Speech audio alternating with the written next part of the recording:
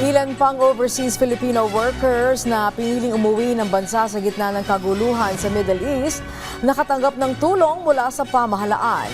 Ito ay sa idinaos na bayanihan para sa balikbayang manggagawa, National Reintegration Network Fair 2026 sa Legazpi City sa Albay. Si Helen Balea ng Radyo Pilipinas sa sentro ng balita. Lubos ang pasasalamat ni Ate Nena dahil sa tuloy-tuloy na suporta ng pamahalaan sa kanilang mga overseas Filipino worker na umuwi ng Pilipinas dahil sa gulo sa Middle East. Dito po ako ngayon para magano po ng job hiring at saka po yung mga binigyan ng cash assistance or livelihood po para sa pagkabuhayan. Maraming salamat po sa programa nito dahil kay PBS. Thank you. Si Kuya Jomar naman nakauuwi lang galing Hungary, handa na raw ulit sumabak sa trabaho sa abroad para makatulong sa kanyang pamilya. Maraming salamat po sa gobyerno po natin kasi po marami po mga Pilipino natutulungan at maka-apply po sa ibang bansa para matupad po nila yung mga pangarap po nila sa buhay at makatulong sa kanilang mga pamilya.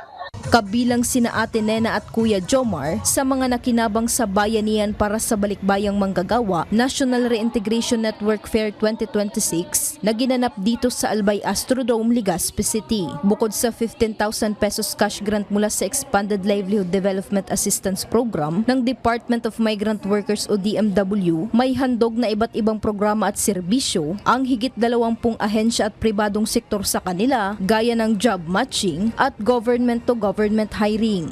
Yung design, yung program design, basically full of government. Kailangan iba-ibang government agency providing their highlight, their flagship programs na i-offer sa mga OFWs natin and their families. And of course, yung importance din ng bringing it closer to where the OFWs are. Ang inisyatibong yan ay tugon sa direktiba ni Pangulong Ferdinand Marcos Jr. na paigtingin ang pagtulong sa mga kababayan nating OFW, lalo na sa mga naapektuhan ng tensyon sa gitnang silangan. Paliwanag ng DMW, patuloy na iikot ang serbisyo BBM NRN Caravan sa iba't ibang lalawigan sa Bicol upang mas marami pang OFW ang maabot at matulungan ng pamahalaan. Mula rito sa Albay, para sa Integrated State Media, Helen Balea ng Radyo Pilipinas, Radyo Publiko.